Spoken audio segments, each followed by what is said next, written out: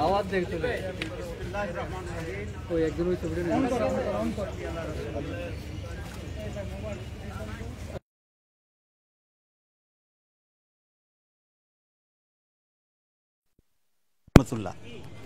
তো আমার ডানে যিনি আছেন আপনারা সকলেই চিনেন, এদেশের অন্যতম জাতীয় নেতা, বাংলাদেশ জামাত ইসলামের মাননীয় সেক্রেটারি জেনারেল, সাবেক এমপি জনাব মিয়া গোলাম পরোয়ার। আর আমার তো পরিচয় দেওয়ার প্রয়োজন হচ্ছে বলে মনে হয় না। ডেপুটি আমির, আমি বলে দিই, জামাত ইসলামের নায়েবে আমির অর্থাৎ ডেপুটি আমির, উনিও সাবেক সংসদ সদস্য এবং কেন্দ্রীয় জামাতের পক্ষ থেকে রিফর্ম কমিশনে আমাদের যিনি দায়িত্ব পালন করেছেন দীর্ঘদিন সংস্কার বিষয়ে, সেই দায়িত্বপ্রাপ্ত নেতা আমাদের ডক্টর আব্দুল মোহাম্মদ তাহের। জি, কথা বলেছিলাম, আপনারা তো বাকিটা জানেন, ইউরোপীয় ইউনিয়নের একটা ডেলিগেশন বাংলাদেশ সফর করছে এবং বেশ করে ইউরোপীয় পার্লামেন্টের মেম্বার তারা সকলে বিভিন্ন দেশ থেকে এসেছেন এবং আজকে জামাত ইসলামীর সাথেই ওনারা আলোচনার টাইম ফিক্স করেছিলেন, সেই হিসাবে আমরা আসছি। আমাদের মাননীয় আমির বলতে গেলে প্রথম আজকের এই মিটিংয়ে পলিটিক্যাল ইন্টারাকশানে আসছিলেন, কিন্তু যেহেতু উনি এখনও ফুললি কিউড হন নাই, তো সেই জন্য আপনাদেরকে সালাম দিয়ে উনি চলে গেছেন। আমাদের সাথে ওদের খুব সৌহার্দ্যপূর্ণ আলোচনা হয়েছে, বিশেষ করে বর্তমান বাংলাদেশের যে অবস্থা আছে সেটি, ফেব্রুয়ারির নির্বাচনের ব্যাপারে কথা হয়েছে, নির্বাচন সুষ্ঠু কী হবে কি না, কীভাবে হবে, এসব বিষয়ে তারা মূলত কথা বলেছে।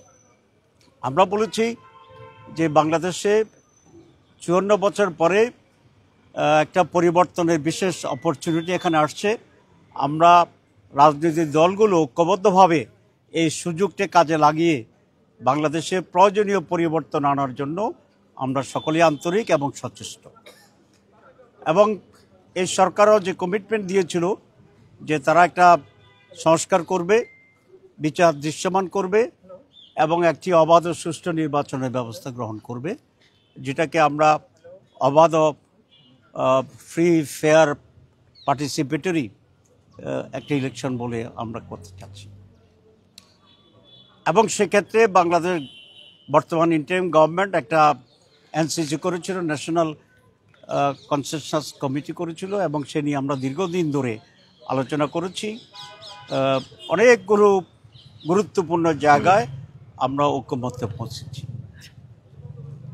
আমরা বলেছি যে এইসব বিষয়ে বাংলাদেশে একটা ব্যাপক ডেভেলপমেন্ট হয়েছে এবং দলগুলির ভিতরে একটি সৌহার্দ্যপূর্ণ ইন্টারাকশন তৈরি হয়েছে। কিন্তু বিশেষ যে সমস্যাটি এখন কাজ করছে, যেটা তারা বলছিল হোয়াট ইজ দ্য প্রবলেম নাও, আমরা বলেছি সেটা হচ্ছে যে সমস্ত বিষয়ে আমরা ঐক্যমত্য হয়েছি রিফর্মস কমিটিতে for reformation of some issues in Bangladesh, সেটা কিভাবে বাস্তবায়ন হবে এটা নিয়ে কিছুটা মত পার্থক্য দেখা যাচ্ছে। আপনারা জানেন যে 31টা দল আমরা কমিশনে আলোচনা করেছিলাম, এর ভিতরে 26টি দল পিআরের পক্ষে ছিল, ইনক্লুডিং ইসলামপন্থী দল যারা আছে, রাইটিস্ট যারা আছে এবং অধিকাংশ লেফটিস্ট যারা আছে তারা সকলে। কিন্তু সেখানে একটু পার্থক্য ছিল এই যে কোনো দল আপার হাউজে পিআর চাইছে আর কিছু দল আপার হাউস এবং লোয়ার হাউস দুইটাতেই পিআর চাচ্ছে। এর ভিতরে জামাত ইসলামী আমরা উভয় কক্ষেই পিয়ার সিস্টেম আমরা চাচ্ছি। তারা বলেছিল কেন চাও, আমরা দুটো গুরুত্বপূর্ণ পয়েন্ট বলেছি বিস্তারিত না গিয়ে। একটা হচ্ছে বাংলাদেশে আনফর্চুনেটলি 54 বছরের ট্রেডিশনাল পদ্ধতিতে নির্বাচন সুষ্ঠু হয়নি, আর বিগত 15 বছর 3টি নির্বাচনের কথা তো আর উল্লেখ করার কোনো প্রয়োজন নেই। সুতরাং মানুষের যে পলিটিক্যাল পার্টিগুলোর যে কালচার, যে মেন্টালিটি, যে অ্যাটিটিউড, যে কৌশল অথবা অপকৌশল, যে জোর করে কেন্দ্র দখল করে এমপি হয়ে ক্ষমতায় যাওয়া, এই মাইন্ডসেটটাকে পরিবর্তন করা অত্যন্ত জরুরি। কারণ আমরা দেখছি এত অভিজ্ঞতার পরে, এত হত্যাকাণ্ডের পরে, এত রক্ত দেওয়ার পরেও আমাদের মাইন্ডে কোনো খুব বেশি চেঞ্জ হয়েছে আচরণে, এটা খুব লক্ষ্য করা যাচ্ছে না। এটার সবচেয়ে বড় প্রমাণ হচ্ছে তো ডাকসু নির্বাচন, জাকসু নির্বাচন। আপনারা দেখেন, মানে এত ফেয়ার ইলেকশন হয়েছে, তারপরে 4টা পর্যন্ত ইলেকশনে অংশগ্রহণ করেছে পুরাটাই। যখন দেখছে যে হেরে যাবে, তখনই বলতেছে ইলেকশনে মানি না, এটা বয়কট করলাম। এবং ঢাকা বিশ্ববিদ্যালয়ের চতুর্দিকে হাজার হাজার লোককে জড়ো করা হয়েছিল। তো এটা তো বোঝা যায় যে ফেয়ার ইলেকশন তারা পছন্দ করছে না। জাকসু নির্বাচনের যে নাটক হয়েছে 48 ঘন্টারও বেশি সময় ধরে রেজাল্ট দেওয়ার ক্ষেত্রে তারা সেখানে গড়িমসি করেছিল। আমি নিজে ইনভলভ ছিলাম 2টা নির্বাচন, বাইরে থেকে অবজারভেশনে, সুপারভিশনে এবং সেইভাবে দেখার জন্য। তো I followed the whole process from A to Z from outside. আমি এবং সেখানে দেখলাম যে জাকসুতে যা হয়েছে, তো এটা তো সকলের চোখের সামনে বিদায় ফল উল্টাইতে পারেনি, কিন্তু অ্যাটিটিউডটা তো রয়ে গেছে ফলটা উল্টে দেওয়ার। তো এটা তো জাতীয় নির্বাচনে হওয়ার আশঙ্কা আছে। তো সে কারণে আমরা বলেছি যে পিআর সিস্টেম যদি হয়, সেখানে এককভাবে কোনো ক্যান্ডিডেট থাকবে না কোনো এলাকায়, এবং সে একাই কেন্দ্র দখল করে ইন্টারেস্ট হারিয়ে ফেলবে, টাকা দিয়ে কেন্দ্র হারিয়ে ফেলবে। এই জন্য আমরা কমপক্ষে একটিবার পরীক্ষামূলকভাবে পিআর সিস্টেম নির্বাচন চাই, অ্যাটিটিউড চেঞ্জ করার জন্য। যদি এটা ভালো না হয়, নেক্সট টাইম আমরা আবার চেঞ্জ করব। তো এই জন্য আমরা বলেছি তাদেরকে যে আমরা পিআর সিস্টেম চাচ্ছি। বোথ হাউসে অধিকাংশ লোক পিআর সিস্টেম করছে। তারা বলেছে হ্যাঁ, আমাদের দেশে তো অধিকাংশ দেশে পিআর, ইউরোপিয়ান ইউনিয়ন আপনারা জানেন, নর্ডিক কান্ট্রি সবগুলো পিআর সিস্টেম। তো তারা এটা সহজে বুঝছে এবং বলছে ইয়েস উই অ্যাপ্রিসিয়েট ইট, বাংলাদেশে যেটা হতে পারে। কনসেন্সাস কমিশনের ব্যাপারে তো আমি সেই কথাই বললাম যে আমরা করেছি। ঐক্যমত্য কমিশনে বেশ কিছু বিষয় ঐক্য হয়েছে সেটা বলেছেন, বেশ কিছু বিষয় অনৈক্য এখনো রয়েছে, পুরোপুরি ঐক্য আসেনি। এই বিষয়টা জেনে ওনাদের আমরা সেটা ওনারা বলেছেন যে you try to be united, তোমরা একমত হওয়ার জন্য তোমরা চেষ্টা করো, সেটা তারা বলেছে। এবং আমরা বলেছি যে বাংলাদেশের ফিউচার অধিকাংশবার নির্ভর করছে রাজনৈতিক দলগুলোর ঐক্যের মাধ্যমে এবং আমাদের ইউনিটির মাধ্যমে। সেটা কমিশনের মেয়াদ কিন্তু বাড়ানো হয়েছে, আপনারা এই বাড়ানো হচ্ছে, এর মধ্যে কি ইতিবাচক আপনারা ঐক্যমত্যে পৌঁছতে পারবেন? আসলে মেয়াদ বাড়ানোর মাধ্যমে ঐক্যমত্যে পৌঁছানো যাবে এটা আমি মনে করি না। কারণ যে মেয়াদে আমরা আলোচনা করেছি, এগুলো ঐক্যমত্যে পৌঁছানোর জন্য 1 ঘন্টাই যথেষ্ট ছিল, কারণ বহু আলোচনা হয়েছে। তারপরেও বাড়ানো হয়েছে, এটা 2টা কারণ হতে পারে। একটা হচ্ছে সিনসিয়ারলি আরও কিছু বের হয় কিনা সেটির জন্য হতে পারে, বাট আই ডাউট, কারণ যা বের হওয়ার বের হয়েছে, বাকিটা ইচ্ছার উপর নির্ভর করছে, সিদ্ধান্তের উপর নির্ভর করছে। যারা চাচ্ছে না যে এটা রিফর্মসটা আইনি ভিত্তি হোক এবং এর ভিত্তিতে আগামী নির্বাচন হোক, মূলত তারাই এখন এই সমস্যা তৈরি করছে।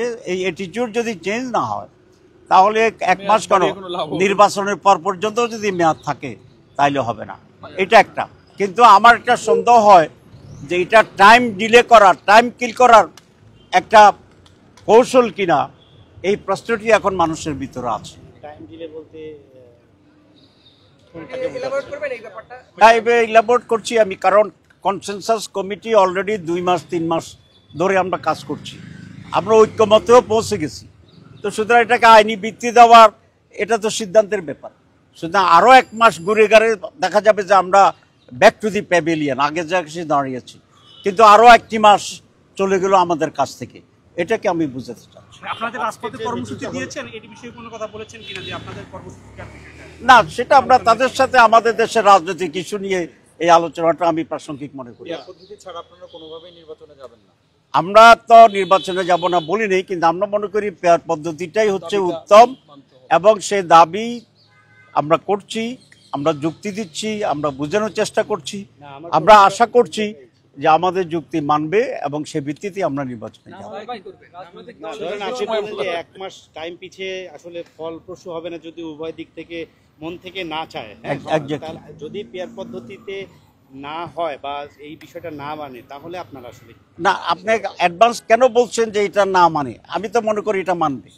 এটা নিয়ে তো কথা হচ্ছে, এই জন্য আমরা হ্যাঁ, সাংবাদিকদের কথা- বলছি। সময় কত- সিদ্ধান্ত নেওয়া যাবে, সময় তো না, আছে। সেটাই শোনয় ইস্যু হচ্ছে আমরা আশা করছি যে ইনশাল্লাহ আমরা যুক্তি দিতে পারবো। আমরা যেটা বলছি যে আমরা তাদের সাথে বসতে চাই, সরকারের সাথে আমরা বসতে চাই, সরকারকে আমরা আহ্বান করছি আমাদের সাথে আলোচনা ব্যবস্থা গ্রহণ করা, এবং আমরা মনে করি আলোচনার ভিত্তিতেই আমরা আমাদের দাবি যুক্তিকে তুলে দিতে পারবো। সরকার দেশের স্বার্থে, জনগণের স্বার্থে, গণতন্ত্রের স্বার্থে এটা মেনে নেবে, কারণ এটা কোনো জামাতের দলীয় কোনো ইস্যু নয়, এটা আমরা দেশ কোনো জন্য। সালাউদ্দিন আহমেদ তার গুলশান পাঠায় কথা বলেছেন, সেখানে তিনি বলেছেন যে এই যে আন্দোলনের কথা বলা হচ্ছে সেটা আসলে সঠিক পদ্ধতি নয়, আলোচনার টেবিলেই সেটি সম্ভব। আপনারা সেটি মনে করছেন কিনা? আরেকটা ব্যাপার, জামাতের সময় আলোচনা আছে যে জামাত আসলে উচ্চকক্ষে পিয়ার চায়, নিম্নকক্ষে একটা নেগোসিয়েশন টুল হিসেবে এটা ব্যবহার করছে। না এইটা আসলে অবস্থা। না, এটা আমাদের বক্তব্য নয়। আমরা উচ্চ কক্ষ এবং নিম্নকক্ষ উভয় জায়গাতেই আন্তরিকভাবেই পিয়ার সিস্টেম চাচ্ছি। আর ভাই এটার প্রশ্নটা উত্তরটা দিয়ে সালাউদ্দিন ভাইয়ের ইয়েটা দিয়ে। আর 2 নম্বর হচ্ছে আলোচনার টেবিলে এটা সম্ভব আপনারা মনে করছেন, আমরা আলোচনার টেবিলে যাওয়ার পক্ষে, আলোচনা হওয়ার পক্ষে। তবে এর জন্য উদার মানসিকতা এবং নিরপেক্ষ মানসিকতার প্রয়োজন হবে। রাজনৈতিক দল নিষিদ্ধের ব্যাপারে কোনো আলোচনা হয়েছে কিনা, বা সব দলকে না। অংশগ্রহণের ব্যাপারে না, আমরা এই বিষয়ে কোনো আলোচনা হয় নাই। আমরা বলছি পার্টিসিপেটরি ইলেকশন হবে, অংশগ্রহণমূলক। এই অংশগ্রহণমূলক বলতে আমরা জনগণের অংশগ্রহণকে বোঝাচ্ছি, কারণ আপনারা জানেন যে বিগত 15 বছরে ইলেকশনে মানুষ কোনো ভোট দিতে আসে না। আজকে যে মিটিংটা হলো, আপনারা কি মনে করছেন এই মিটিংটা আপনাদের জন্য সফল? হ্যাঁ, আমরা খুবই ফ্রুটফুল মনে করি, এবং আমরা আরো কিছু প্রশ্ন তারা বলেছে, এখানে হিউম্যান রাইটসের ব্যাপারে কথা বলেছে, ওমেন রাইটসের কথা বলেছে। আমরা খুব স্ট্রংলি আমাদের স্ট্যান্ডকে ক্লিয়ার করেছি। আপনারা কি মানে টেবিল টকের পাশাপাশি আন্দোলনে যাবেন এরকম কিছু এই যে না, এই বিষয়ে আমরা আন্দোলন করব, নেগোশিয়েট করব, এটা তো বিদেশিদের টেবিলে বলাটা আমরা শোভনীয় না, মনে করি এখানে না। কথা বলছি না, আমি প্রশ্ন করছি যে আপনাদের পক্ষ থেকে আপনারা বলছেন আন্তরিকতা থাকলে টেবিল টকের মাধ্যমে সমাধান হবে, কিন্তু রাজনৈতিক কর্মসূচিও দিয়েছেন, আপনারা কি দুটি একসাথে চালাবেন? আমরা দুটি একসাথে চালাবো। সরকারের সাথে আলোচনায় বসতে যাচ্ছেন, কিন্তু কমিশন তো গঠন করা হয়েছে আলোচনার জন্য, এটা কি তাইলে commission not the whole government, commission হচ্ছে একটা কনসেন্স কমিটির ইস্যুতে আছে, কিন্তু বাকি অনেক ইস্যু আছে, যেমন লেভেল প্লেইং ফিল্ডের ইস্যু আছে, তারপরে আমরা পিয়ার সিস্টেমের বিষয়টা আছে, বিচারের প্রশ্নটি আছে। সুতরাং সরকার তো কম্প্রিহেন্সিভলি সব ইস্যুগুলোকে নিয়েই আমরা আলোচনা করতে লেভেল চাচ্ছি। প্লেইং ফিল্ড আছে। যুগপৎভাবে বেশ কয়েকটি রাজনৈতিক দল আবার রাজপথে নামতে যাচ্ছেন, এটি নিয়ে তাদের কোনো উদ্বেগ কিংবা না, এই আলোচনা তো তাদের সাথে আমাদের হয়। আর 2 নম্বর হচ্ছে আমরা এখনো কোনো যুগপৎ আন্দোলনের সিদ্ধান্ত নেইনি।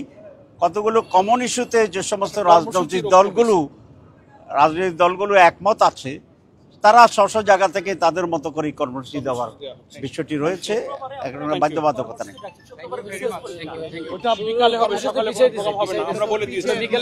Thank you very much. সব কর্মসূচি বিকালে হবে, সকালে কোনো প্রোগ্রাম হবে না।